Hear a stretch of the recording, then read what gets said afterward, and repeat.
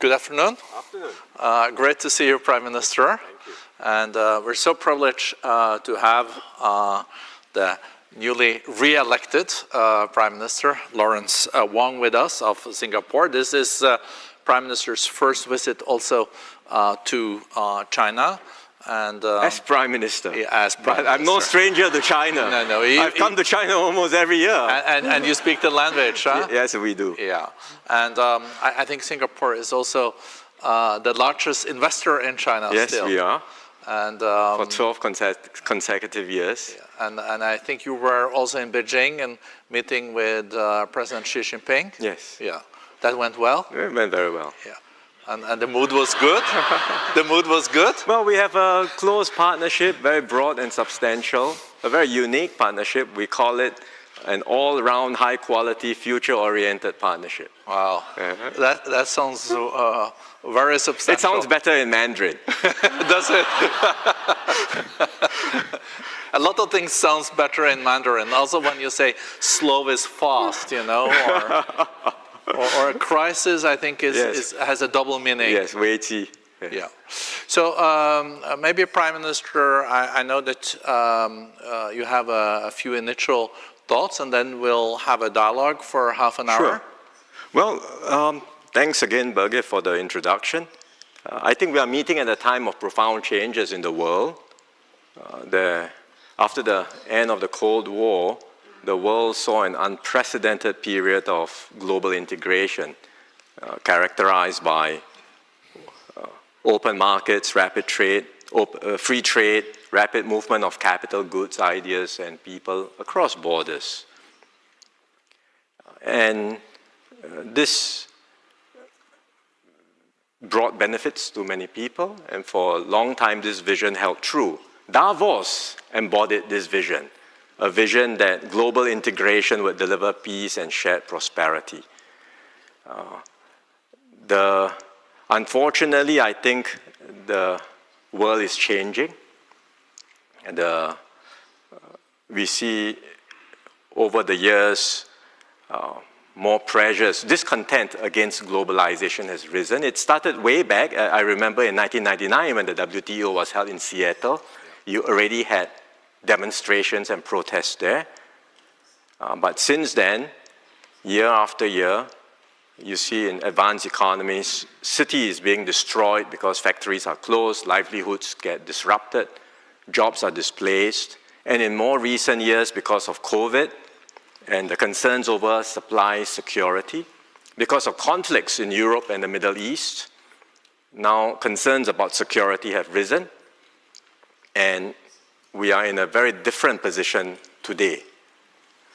The global norms, global rules are weakening, global institutions are weakening, and economic nationalism is replacing win-win cooperation. For small countries like Singapore, we are worried because we have limited options, we have limited bargaining power, and we risk being marginalized. But even bigger countries, I think, will have challenges dealing and operating in such a new environment because it will be harder for everyone to deal with common threats, be it pandemics, climate change, or financial shocks. So I think our response has to be collectively to try and still harness forces that will bring people together, promote integration, bring down barriers, and strengthen multilateralism. Multilateralism that is more resilient, more inclusive, and better suited to the realities of our time. So Singapore will do our part in this endeavor, whether it's forging partnerships, updating global rules, or advancing dialogue, working together with partners like the WEF.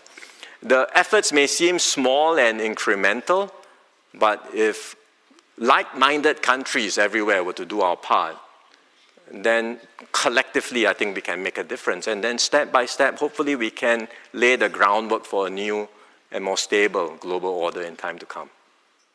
Thank you. I think Prime Minister deserves an applause for that. Picking up on your last point, what kind of order or more stable system could we foresee in the future? I think we had one world order after the Cold War. And that order is not really there anymore, but we don't know what is coming. The Premier lead this morning said we have to avoid the law of the jungle, or the jungle growing back. But how do you see this new system of cooperation? You could see a more multipolar system, but at the same time you see soft power replaced with strong power. You see interest spheres also being developed. So multipolarity is one thing, but aren't we seeing more a system of interest sphere? And that for smaller, medium-sized countries would be quite a challenge. It is going to be a challenge. I think, frankly, no one knows what this new order will look like. It's still very early days. We are in a period of transition and a period of evolution. There will be critics of today's system that say it's good that now the system is changing. But I would also say let's have a care. Let's not be too quick to cheer, because what is the alternative? So we have to think through very carefully how we can evolve a better system. And I'll give you two examples of global institutions that have come under pressure, but over the years have been able to reform and upgrade themselves. First, the IMF. I started work as a young economist in the 90s, so I still remember vividly the 1997 Asian financial crisis.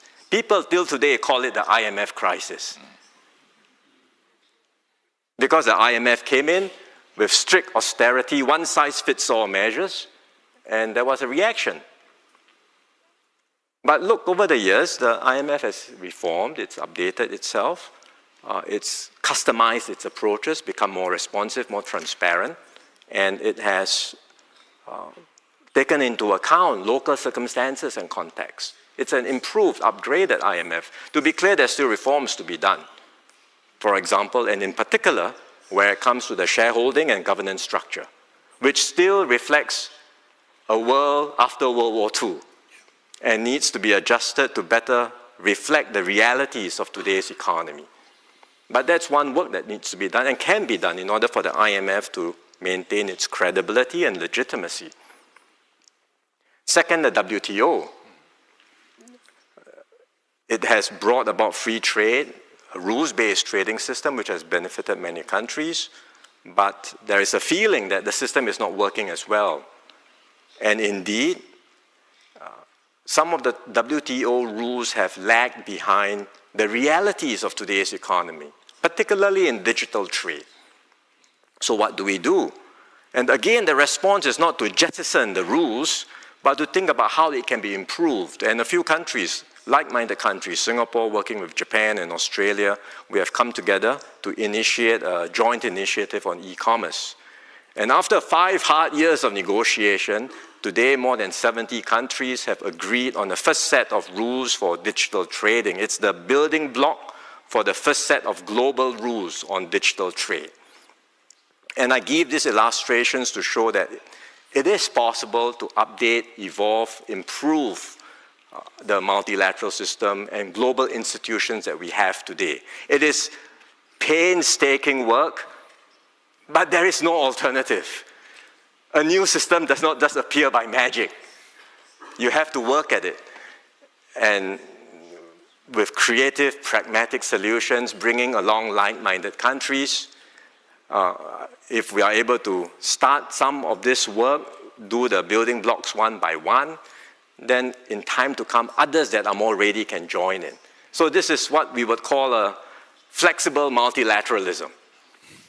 It's not about ad hoc array of different rules, but starting first, laying the building blocks, and eventually others can join in, and we can steer progress in the right direction. It's very interesting, this notion of flexible multilateralism, because congratulations on getting an agreement around, I think, what they call these plurilaterals on this e-commerce. It means that countries that have common interests come together, and now we have more than 70 of them, and forming like trade rules in e-commerce. That's right. And later on, it can be more and more countries contributing or being part of it, and then it could even turn into something that is multilateral. Yes. But with all these kind of more plurilaterals and also bilateral trade agreements, they get too complicated, and regional ones and all that, don't we end up with a big spaghetti bowl then? Yes, there is that concern. But again, I ask, what is the alternative? Do nothing? It cannot be do nothing and hope that someday along the way something new emerges out of nowhere. I think we have to start from somewhere. And if we start with like-minded countries, putting in place some basic building blocks, but always with a view that whatever we do, it is open, it's inclusive. Others may not be ready to join, but in time to come they can join, and we can multilateralize these efforts. Exactly. Have also Singapore changed its approach? I think traditionally you were doing more trade agreements under multilateral agreements like WTO, but have you now embarked on bilateral trade agreements, mega regional ones? Are you know, some countries are really getting a lot of agreements there. I think number one is Chile with like 100 of them. Well, we did start with many bilateral FTAs too. Yeah. And then over time, these FTAs became the building blocks for a more robust multilateral system. Today, when we look at the situation and some of the rising barriers to trade, again, our response would be to still work at reforming and updating the WTO, but in parallel, we are engaging with like-minded countries to find ways in which we can strengthen our trade and investment links. And we start with the countries nearest to us. Malaysia and Indonesia, for example, we have a special economic zone now with Johor in Malaysia. We are working with Indonesia, where there's a free trade zone in the Riau Islands just next to us. So we have very close links with our closest neighbors. But even within Southeast Asia, we have a very close link with Vietnam. The Prime Minister of Vietnam is here. We have a connectivity agreement. We are doing something like more than 20 industrial parks in Vietnam. And then for the whole of ASEAN, we are looking at ways to better integrate ASEAN and make us more united, be able to offer a more competitive single market to investors. So that's within ASEAN. But outside of our region, we are also engaging different blocs. We already have very close links with China, Japan, Korea, India in Asia. But we are engaging outside of Asia, for example, with the EU, with the GCC, with Latin America. So we are trying to find ways to strengthen links with like-minded entities everywhere around the world. If you look at global economy, we've seen that the growth this year was expected 3.2, then it was revised to 2.8, yes. Now to 2.5. Some have revised it down even to 2.3. Yeah. And WTO said the other day that on goods, they even expect maybe a contraction yes. of 1.5%. So trade used to be the driver of growth. I guess we need to find a different driver of growth moving forward. Could that be the new technologies? Could it replace trade? And how fundamental is the changing also on the trading landscape and the economic landscape? How do we avoid a sluggish growth for a decade to come like in the 70s?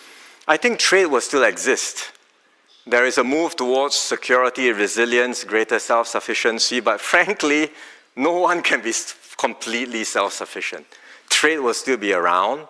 Maybe it will not grow as much as it used to, but I believe there will still be trade, but the patterns of trade will change and evolve. Different supply chains, different configurations, and for Singapore, we just want to remain competitive and relevant and stay at the center of these evolving trade links. So trade remains relevant, but changing patterns. Technology will be a new driver, I'm quite sure of that. I think the move towards sustainability will also be another driver.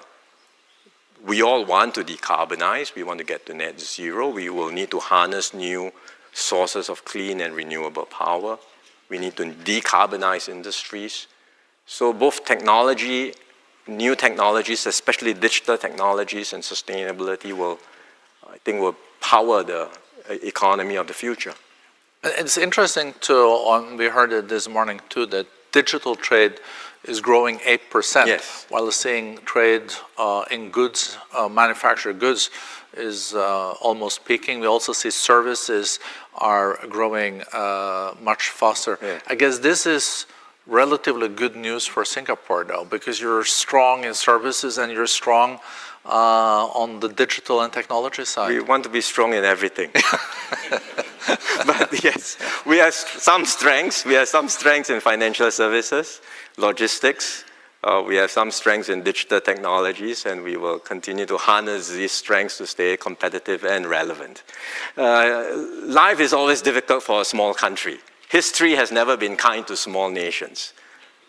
So we have to work extra hard compared to bigger countries to keep relevant and stay alive. But the 60 last years have not been that bad for Singapore, though. It's a miracle, isn't it? It's not. We think it's nothing short of a miracle, and so my mission is to keep this miracle going for as long as I can. And it seems like the voters in Singapore approved by your policies. I think you increased your party's result with 6 percentage points. I'm very grateful for their mandate. Yeah, yeah. And not all incumbent parties can say that, at least not in Europe. I can't speak about politics in Europe. I only care about, well, I can only manage the politics in my country, which is enough for me. And managing politics in Singapore means that you also have to deal with the big players, because you're such an open economy. As I said at the beginning, through Singapore, you are the largest FDI, foreign direct investor, in China, yes, but I guess in many ASEAN countries too. And now you have to maneuver between your special friends in the US, yes, and in China. How do you balance that? Yeah. Well, that's the favorite question that gets asked of Singapore in conferences like this. I'm surprised it took you a while to get to the question. I wanted to warm you up and hope for a different answer, you know? Well, the simple response is we have good relations with both. We have broad and substantial relations with both America and China. And I know everyone monitors and tracks what we say and what we do very closely, trying to parse every hidden meaning behind every word, behind every action, whether we are moving closer to one or the other. But that's not how we look at things. That's not the way we approach it. And because currently we are in China too, so. Yeah, I know. And maybe tomorrow when I'm in America, then they think differently. But our starting point is that we look at things from Singapore's point of view in advancing Singapore's national interest. Our interests are to have close, good relations on substance with both America and China.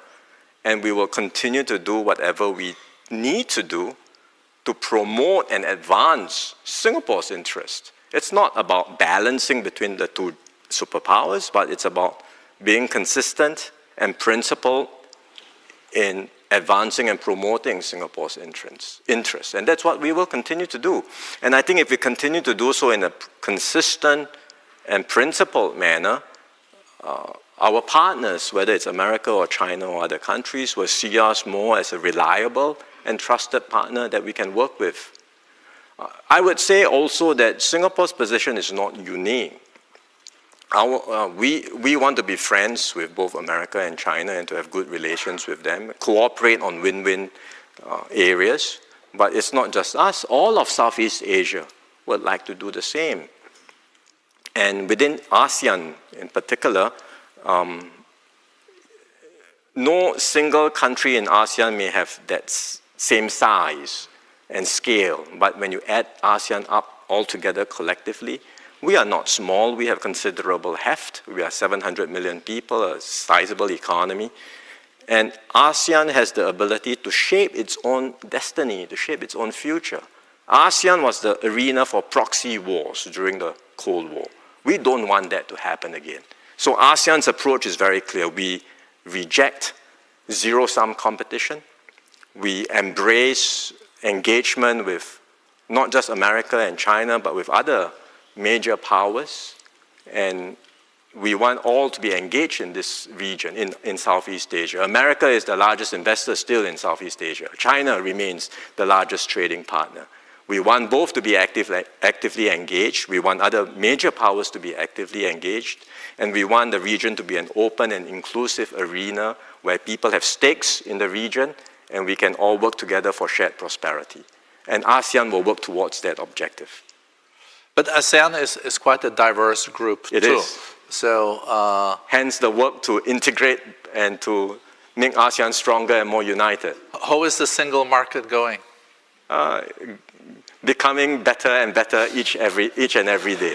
With baby steps or big steps? Yeah, we will keep trying. I would say, if you think about it, there is already a very intricate supply chain connecting ASEAN. You can have, for example, cotton from the Philippines being spun in Thailand, dyed, and then stitched together into garments in Vietnam or Indonesia and exported to the world. And shipped out of Singapore? Possibly out of our ports, with HQ in Singapore, with R&D done in Singapore. So it's an entire ASEAN supply chain, which it already exists today, and we are continuing to find ways to bring down barriers. We are largely tariff-free today, but I think the barriers are also in non-tariff areas. And we are trying to find ways to bring down barriers, to integrate our economies, our payment systems, a whole range of things to make ASEAN more competitive and to offer ourselves as that single market to investors. Prime Minister, you said that your role is to advance Singapore's interest and also to be a reliable partner. But is it more complex today because of the fragmented geopolitical landscape we're faced with to advance interest than in the past? For sure. I readily acknowledge that. My job is harder. And sometimes you can end up between a rock and a hard place. But it doesn't seem like Singapore has ended up there so far. So far, no, and we hope we won't end up there as well. If we end up in a hard place, it's not just us. Many other countries will also end up in a hard place. And I think the consequence of that will be disastrous for the world. So we hope we will never get there. We were very close to almost a full-fledged war in the Middle East. It could have also ended up with spreading to the Gulf countries. Yes. And it seems like this is cooling or calming down. We hope so. Yes. And then we have, for the first time, a major war in Europe happening. How worried are you for the future that we could again see wars happening? And even if you're seeing sluggish economic growth today, just imagine if the war between Israel and Iran had spread and a closure of the Strait of Hormuz would have happened. It would have had devastating consequences. What can we do to mitigate the risks? And the NATO meeting is happening now, and they're increasing their aspirations to 5% of GDP to the military. Yeah. Who would have thought that? It was controversial. Last time I was at the NATO meeting, it was controversial to go up to 2%. Yes. As I said just now, it's a different world because the accumulation of discontent against globalization, as well as a combination of recent experiences with COVID and security concerns have led to a situation where today security is a paramount concern of many countries. And so it's not just about military spending, it's about more resilient, more secure supply chains, for fear that along the way, if something were to happen, if push comes to shove, I need the supplies, but it's not forthcoming. And no country wants to end up in that position. So it's understandable that countries are concerned, governments are concerned, and responding to this concern. But I think we should have a care about abandoning the concept of economic integration, because integration cannot guarantee peace, but I think it certainly gives us a better chance for peace than a me-first approach. The more countries prioritize their own private national interest and allow the common global or shared interest to go down the drain, the more we will all be worse off. That lesson is so clear from history. So let's not repeat the mistakes of history. I think that's it's a very important reminder. Coming back to the tariffs and trade, what has your dialogue with the U.S. administration been so far? What is Singapore faced with? We've got 10% tariffs. That is relatively good deal, though, isn't it? I heard about 140%, but I think that's no 50, isn't it? Well, if you look at the facts, we have an FTA with America. America has a surplus with us. So on the basis of the FTA and the fact on the trade balance, we should have a zero tariff, not a 10% tariff. But I think America has decided that 10% is their baseline tariff, and they are probably not going to go below 10%. So we have been engaging the officials, but that I think is their sort of mindset at this stage. But I know that other ASEAN countries have higher tariffs than us, and they have been also engaging their American counterparts. And we hope in time to come, when America makes a decision on the reciprocal tariffs, that it will be able to bring them down, at least closer to 10%, if not 10%. If indeed 10% is going to be the baseline applied to all countries. And I think it's also important to remind ourselves that, we're getting used to 10%, but this is still very high. It's 3 times higher than it used to be on average from the US. So it's already quite substantial. Yeah. That's why I've said that we are in a new era where there will be more barriers to trade. And we have to accept these realities. Not that we think it's a good idea, but these are the realities that we have to work with.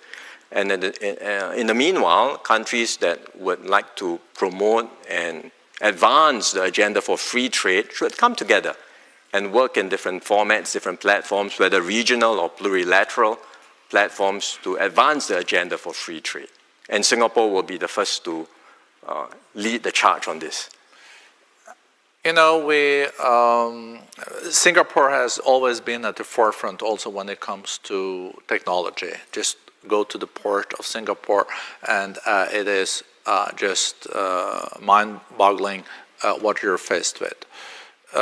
With Gen AI, with the robotics, with the synthetic biology, with also now satellites, but also space. There is so much happening. Some people say it's the second industrial revolution. This is as big as the industrial revolution. You can see increase in productivity with 10% in the coming decade if you apply Gen AI in the right way. Could you, when we're getting now at the end of this dialogue, say something about how do you assess the magnitude and the paradigm shift we're faced with in these technologies, and how do you position your own country to be at the forefront? We think it's a major game changer. AI will be a major game changer. We, like all countries, would like to harness the benefits of technologies and AI to push the frontiers of our economy, raise productivity, and improve the lives of our people. But I would say that our focus is not just on what happens at the leading edge. There is a lot of media attention on where are the breakthroughs, which are the next unicorns, which are the next when will we get AGI, to materialize? All these are important conversations, no doubt. Or a DeepSeek in Singapore. Maybe, but we would like to harness AI in a different way, which is to make sure that the benefits are broad-based.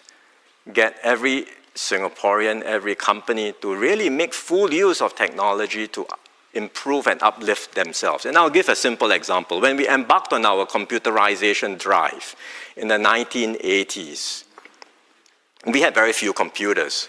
My family, we weren't rich enough to have a computer, but the government made computers easily accessible to every Singaporean in community centers so we could learn, get used to it.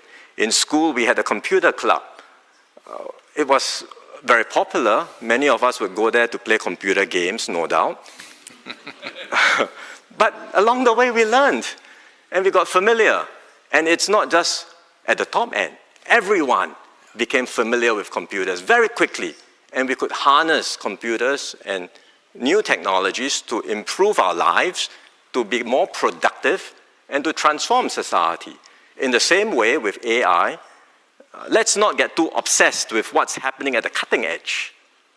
But how can I, as a government, harness AI effectively to transform my processes in government? How can businesses, big and small, even the small, medium enterprises, make full use of AI to improve their processes, to become more productive? And importantly, how can I get every worker to master AI tools and be familiar with AI tools to be more productive? That's what we are obsessed about. I think that's a great aspiration. It's also about wealth trickling down. Yes. And everyone benefiting from it. And I think that when I followed the election also in Singapore, I think at least my interpretation is one of the reasons why you did so well is we were addressing also practical challenges for the people in Singapore. It has to be. It has to be. I mean, the housing prices and all this. A nation's progress has to be shared, felt, and experienced, and translated into improvements in the lives of people day by day. If it does not, there will be a disconnect, and the compact gets undermined, and societies don't hold together. And we don't want that to happen in Singapore. And you saw the primaries in New York, maybe, this morning? I've not been keeping track. No, but I think we should look it up. That shows also that if things are not addressed, it can lead to also frustrations. But Prime Minister, so good to have you here. Thank you. I really enjoyed the discussion and also learning from your thoughts. So thank you very much. Thank you. Very good to talk to you. Thank you very much. Thank you.